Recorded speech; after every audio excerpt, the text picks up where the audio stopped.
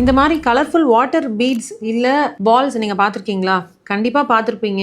So இது ரொம்ப அட்ராக்டிவாக இருக்குது. நிறைய வீட்டில் டெக்கரேஷன்ஸ்க்காகவும் நம்ம யூஸ் பண்ணுறது உண்டு. பட் வெயிட், இதில் ஒரு ஹிடன் டேஞ்சர் இருக்குது. உங்கள் வீட்டில் கிட்ஸ் இருந்தாங்க அப்படின்னா இதை அவாய்ட் பண்ணிக்கோங்க. ஏன்னு சொல்கிறேன். ஸோ இந்த வாட்டர் பீட்ஸ் எல்லாமே வந்து they are gel paste beads. இதை பார்க்க சைஸ் என்னமோ ரொம்ப சின்னதாக தான் இருக்கும். பட் இது ஒன்ஸ் ஏதாவது ஒரு வாட்டர் இல்லை எனி லிக்விடோட கான்டாக்ட் வரும்போது அதோட சைஸ் ரொம்ப அதிகமாகும்.